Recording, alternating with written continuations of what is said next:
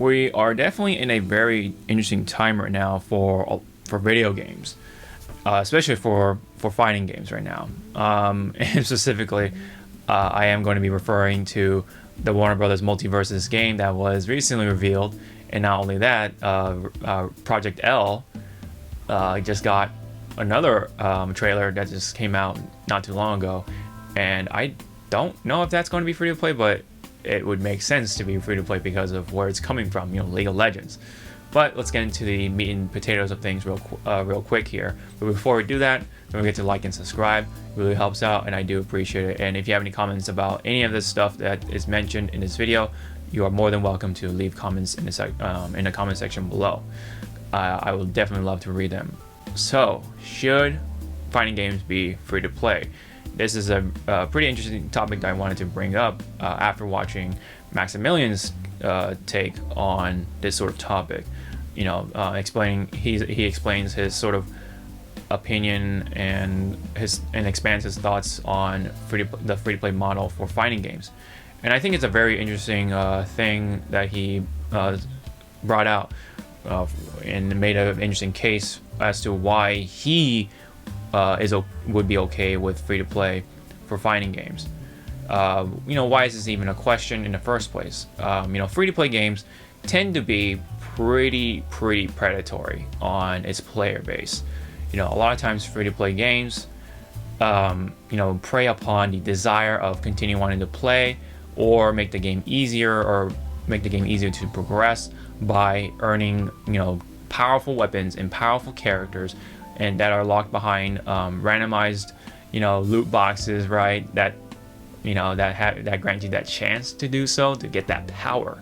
And the game is aware of that, or these companies that develop these games are very much aware of that. So they play around with that desire, and they unleash the dopamines in all of our heads.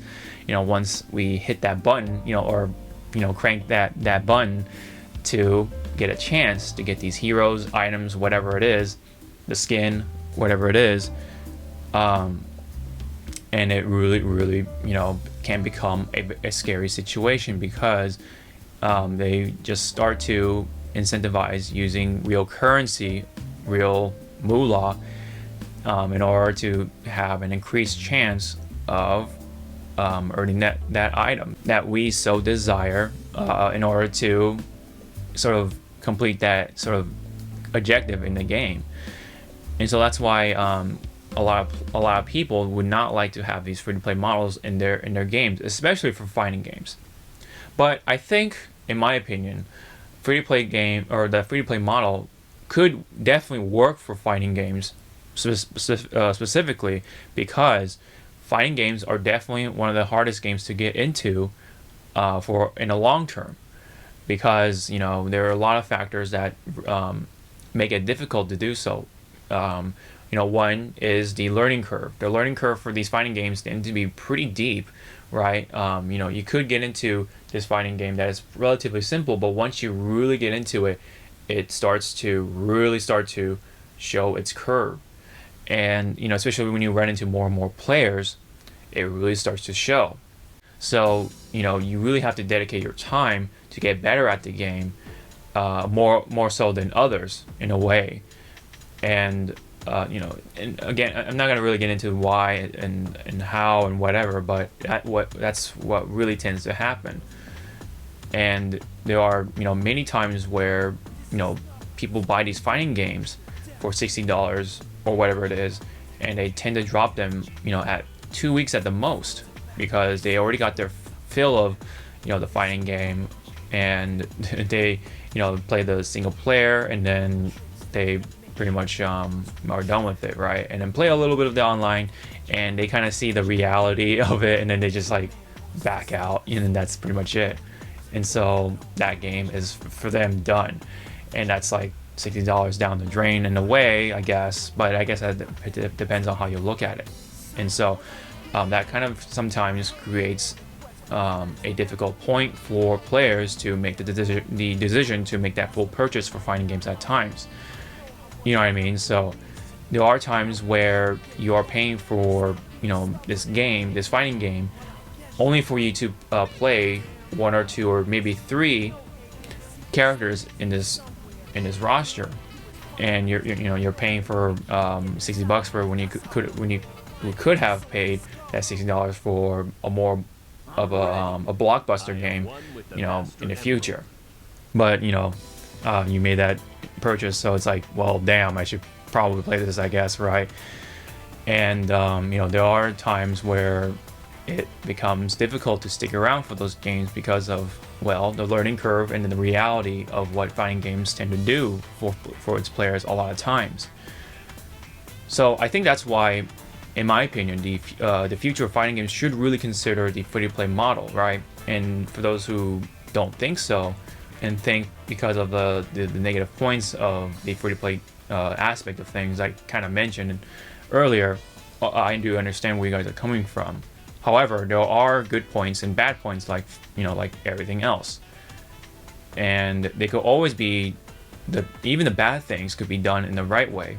And so a game like Warner Brothers Multiverses could really do well if they do it right. They could give us the basic modes that would make a basic fighting game nowadays, with the online potential being really good, right, with the rollback netcode. And you have a pretty decent roster of desirable characters at the start, like Batman, Superman, Bugs Bunny. You got Shaggy in there with the memes, right, etc. The way they're gonna make the money, hopefully, is just skins that you buy for your mains. You can definitely, funnel your money towards the things that matter to you, instead of just outright paying $60 for a lot of things that you don't necessarily care about too much. So that's why you can kind of like pinpoint the things that you do like about the fighting game, and make your purchase there. For example, if you want just this one character, you can just purchase that one character that you really like, and if skins come out for that character and you really do like that character, you can definitely do that there. And it only costs you a fraction in comparison to like the $60 purchase or the DLC passes that they tend to have for fighting games over time. You tend to spend, let's say, the $60, right? And then you have $30 for the season pass, and another $30 for the next season pass. So that's like what, 60, 120 at least, depending on what you do with the fighting game. You're probably going to purchase more skins for your characters if they do so have the feature, which they tend to likely do.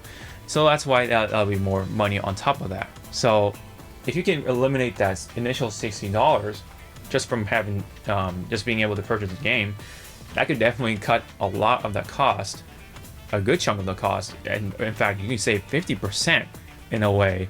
If fighting games will do the free-to-play model. Being able to save 50% off of the purchase already would definitely be a lot more desirable to look at, right? You can definitely just dip your toes into that fighting game. If you really do like it over time, then you can start to feel good about spending money for the game. And I think that would be something fighting games definitely do need, which is more players, and so make it more accessible. And if you have more players, you have more players to fight at your level, likely, and that means it'll keep you going in a way. And if you do keep going, it'll definitely make you better in some ways, more ways than one. And so it'll start to potentially create this healthy cycle for fighting games over time. So a game like Street Fighter 6, if it goes free to play, that could potentially be a really good direction for Street Fighter, as well as possibly other games in the future, because it creates more accessibility. It creates a chance for people to dip their toes in without feeling guilty. So I think, in my opinion, the free-to-play model could definitely work for fighting games, and I do think they should try this out for the major fighting games. And hopefully, Warner Brothers Multiverses could be the sort of the mega horn for a lot of companies to consider this. Now, of course, there could always be that possibility of doing it very wrong, and that could be very wrong in the future, just like Max has said, and it could bite him in the ass, and it could bite me in the ass as well. So that's sort of the thing about free to play. It's very scary, yes, but this could potentially open the gates so wide for fighting games. This could take fighting games to a whole new level when it comes to not only just as a general video game to consider your purchase, but your time and investment, but it could expand the competitive scene as well. It could really expand the player base. This could mean bigger prize money, and this could mean more for fighting games in the future. But it has to be done right. That's the one thing they gotta do right, which is the free to play model. They just gotta do it with the skins and their characters right, how they handle the modes, how they handle the gameplay, and just communication, patches and all that stuff. They gotta do all those things right, and you have a fighting game that could potentially be just ever so desirable in the future, because you can come back to it and still have a lot of players at your level. If you want to take a break from it, from that fighting game, and then come back to it, you'll more likely to still find players at your skill level, and then shake off the rust, and then get back into it in a way. But it's all that's all for us to see for each game, starting with Warner Brothers Multiverses, and I think Project L will be free to play, but I could be wrong. But it would make sense for it to be free to play, since League of Legends, right? They could this whole thing could be very interesting to just see in the future. And I would like to try out the fighting games that are going to be free to play in the future, like Warner Brothers the Warner Brothers Multiverses, and then Project L, whatever that's going to be. Everything else, hopefully, that would consider this type of model. So now, it isn't to say that I do have a problem purchasing the full price games right now for fighting games like Guilty Gear Strive. I don't regret purchasing it, but there are going to be people who are going to feel bad for that, and that's why the free to play model could relieve that sort of pressure on those kind of players, on the newcomers who aren't so much into fighting games but do want to dip their toes in without feeling so bad.